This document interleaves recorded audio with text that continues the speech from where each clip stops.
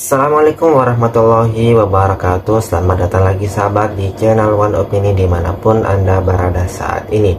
Pada video kali ini masih seputar tentang gerombolan para pembenci Bapak Jokowi. Ya, siapa lagi kalau bukan Rosuryo, Rismon, Dr. Tifa dan lain sebagainya. Itu dibungkap oleh Ibu Irma, sahabat-sahabat, yang dimana beliau mengatakan bahwa tuduhan mereka itu adalah basi karena pihak KPU dan lain sebagainya itu pada saat pendaftaran pencalonan seperti wali kota, gubernur, presiden itu sudah jelas, sahabat-sahabat. Nah, bagaimana videonya? Kita nonton sama-sama berikut ini. Saya berani pastikan foto di ijazah itu adalah miliknya Dumatno Budi Utomo. Dumatno Budi Utomo, sepupu ya, Jokowi. Sepupunya Jokowi. Kok bisa dia? Saya cuma cari juga, ketemu juga akhirnya foto Jokowi dulu dengan Dumatno itu. Kok beda usianya? Memang ternyata beda. Mereka berdua itu terpaut usia sekitar 16 tahun. Siapa yang lebih tua? Ya, Jokowi lebih tua. Oh, ya, Jokowi tahun 61, Dumatno ini lahir tahun 77. Oh, masih muda ya dia? 8 Juli 77. Dan bentuknya sekarang, wajahnya sekarang pun, kalau dilihat akhirnya orang juga bisa tahu akhirnya bibirnya tebel, telinganya diaplang, hidungnya juga sedikit mancung, pakai kacamata. Yang namanya pakai kacamata itu kan nggak bisa hilang, Pak Samad, ya kan? Jadi ini memang membuat saya, wah ini memang sebuah proses yang luar biasa ini, kaget saya, terus terang, Pak Samad. Kesimpulannya lebih dari 80% ini match dengan foto di ijazah. Iya, menurut saya basi loh ya. Masalah ini udah basi bareng. KPU, Bawaslu, mulai dari ketika beliau mencalonkan diri sebagai wali kota, kemudian gubernur, sampai ke presiden sudah menyampaikan bahwa mereka sudah melakukan verifikasi. Itu yang pertama. Yang kedua, selama 9 tahun PDIP juga, saya juga kan, Akbar juga sama-sama kita kan di TKN ya. Itu semuanya satu suara menyatakan bahwa ijazahnya asli. Bahkan kita pasang badan untuk itu. Oh, waktu itu belum ada isunya bahkan Nggak, sebenarnya. saya tahu persis itu. TKN tahun berapa ya? 2019. Oh ya, ya 2019. Ya, oke. Jadi menurut saya receh banget gitu loh masalah ini kalau untuk masih terus dibicarakan gitu. Sementara Perang Dunia Ketiga mau kita masih lihat mau mulai ini ya. Kok kita masih berkutat di situ gitu. Bahkan saya ingin mengatakan gini, ya kalau memang itu palsu misalnya, palsu katanya. Menurut Roy Suryo. Ya, foto Jokowi dulu dengan Dumatno itu. Kok beda usianya? Oh, alah apa-apa. Jadi manusia itu mbok berguna sedikit bagi nusa dan bangsa daripada jenengan itu cuma teriak-teriak ngurusin ijazahnya Pak Jokowi dan Pak Jokowi lagi. Mbok ya sana toh ke Papua sana, bantuin tuh para TNI kita yang saat ini sedang mengamankan Papua dari para perusuh-perusuh yang mengancam kedaulatan bangsa.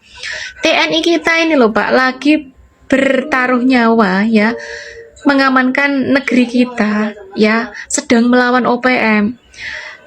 Mbok ya bantu-bantu sana toh, setidaknya Bapak itu berguna gitu loh untuk bangsa dan negara.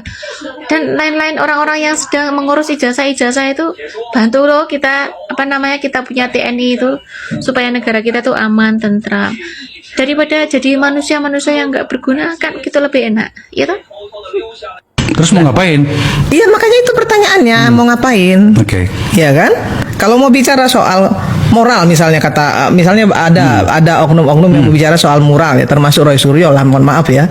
Misalnya ini bukan sekedar apa namanya hukum asli atau apapun begitu, soal moral misalnya. Memang Roy Suryo juga punya moral. Ketika misalnya nih ya, masyarakat bilang panci mana panci gitu. Kan ini kan juga menjadi masalah, Akbar. Kan nggak bisa gitu juga kali gitu ya. Nah, kemudian yang ketiga, saya ingin sampaikan begini. Saya pernah ketemu Pak Jokowi karena saya mantan juru bicaranya, dan saya pernah tanya soal ini. Saya bilang, Pak, kenapa sih Bapak nggak jawab ini gitu? Kenapa Bapak nggak laporkan balik ya semua orang yang menghujat Bapak? Beliau bilang, Bu Irma, semasih mereka hanya sekedar mengatakan saya jokodok, mengatakan saya anak PKI dan lain sebagainya, saya nggak peduli, saya kerja aja untuk rakyat. Tetapi ketika mereka sudah menyentuh tubuh saya, menyakiti anak saya dengan fisik, secara fisik, atau istri saya secara fisik, atau rumah saya lah dilemparin batu misalnya begitu, saya pasti akan bertindak secara hukum. Itu disampaikan beliau ke saya. Saya nggak ngerti sebesar apa kesabaran itu gitu loh. Dan itu yang mau ditiru Prabowo, tapi Pak Prabowo kan nggak mampu untuk bisa sesabar itu gitu. Nah dia jawab seperti itu. Nah soal asli atau palsu kan institusi sebesar UGM sudah menjawab, KPU sudah menjawab. Terus apa lagi? Yang mau dicari apa sebenarnya? Terus terang saya pernah kira-kira 2 bulan lalu lah ya, saya ketemu sama Pak Jokowi. Karena saya mampir ke Solo, ketika itu saya lagi ada acara di Solo. Saya pengen lihat karena ada orang yang mengatakan bahwa seolah-olah yang datang ke sana itu kan seperti didramatisir, ya seolah-olah di apa namanya ada penggiringan gitu ya, di setting gitu. Saya pengen lihat bang. Saya diam-diam pertamanya datang, saya lihat. Ternyata enggak.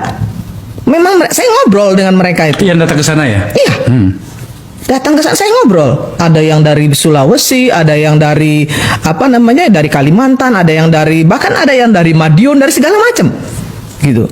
Mau datang mau foto. Nah kemudian saya mampir karena saya udah sampai di sana, saya ngomong sama sama apa nama asistennya, saya boleh nggak kira-kira ya ketemu Pak Jokowi gitu. Nah kemudian saya tunggu, ternyata boleh, gitu. Oh Mbak Irma silakan Mbak. Ini Bapak mumpung ada waktu, saya datang. Nah, saya juga tanya juga soal Gibran loh, ini Ferdinand. Saya bilang, ini menurut Bapak bagaimana pendapat Bapak terkait masalah misalnya lapor Pak kemarin itu? Saya tanya gitu.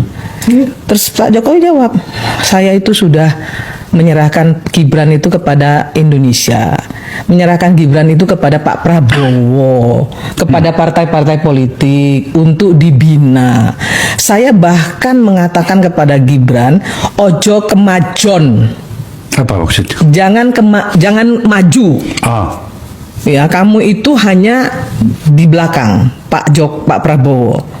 Jadi kamu itu hanya orang yang menjalankan perintah Pak Prabowo. Kalau orang Jawa bilang ojo kemajon, itu disampaikan beliau kepada saya loh. Tapi dia bilang begitu. Bagi saya, ketika anak saya diminta, ya kan, diminta sekali dia berkali-kali ngomong itu. Dan saya ya monggo karena dia juga udah dewasa. Tinggal bagaimana masyarakat menyikapi itu, gitu. Oke. Saya sedikit agak paham peristiwa bagaimana soal serah menyerahkan itu. Tapi nantilah ada hal sendiri.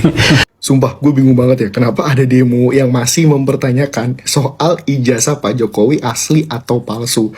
Demo sampai datang ke UGM, sampai datang ke rumahnya. Yang pertama di UGM, itu kan mengganggu kegiatan belajar mengajar siswa ya.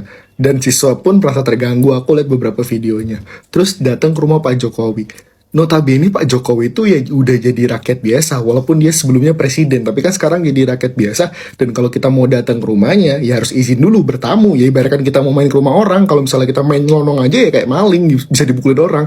Ya sama kayak gitu. Cuman kenapa masalah ijazah ini berlarut-larut sampai demo sebanyak ini berjilid-jilid gitu? Nggak banyak sih sebenarnya, dikit sih. Mau dikit sih nggak banyak. Kan kenapa masih dipertanyakan? Dan statement dari pihak UGM dan Pak Jokowi menurut aku nggak salah, karena mereka tidak ada kewajiban untuk menunjukkan ijazah aslinya. Dari hakim maupun jaksa nggak ada minta, bahkan kan udah pernah dimasalahin 3 kali, dan itu Pak Jokowi menang bahwa ijazah itu asli, dan itu diakui oleh hakim dan jaksa. Memang itu palsu ya ngapa nggak dituntut secara hukum aja, dilaporin aja di pengadilan. Karena menurut aku ya mau nggak mau ya salah satu caranya ya di pengadilan gitu. Cuman kan udah jadi presiden 2 kali, udah wali kota Solo, kenapa masih ijazah palsu sih? Pusing deh sumpah dramanya gitu. Ini Amerika Serikat sama Cina tuh lagi perang dagang, kita masih ngurusin ijazah palsu. Nah itulah tadi sahabat beberapa cuplikan video, apalagi ini Ibu Irma sudah memberikan keterangan yang sangat jelas dan membungkam para pembenci Bapak Jokowi seperti Roh Panci, Egy Suyana dan lain sebagainya. Nah, bagaimana pendapat Anda sahabat mengenai ini? Saya rasa sudah jelas ya apa yang dikatakan oleh Ibu Irma, karena ketika Bapak Jokowi ingin dicalonkan sebagai wali kota, gubernur, sampai presiden itu sudah jelas, apalagi sudah ada pernyataan dari pihak KPU. Nah, bagaimana pendapat Anda? Silahkan komentar di bawah. Jangan lupa like dan subscribe. Sekian dan terima kasih.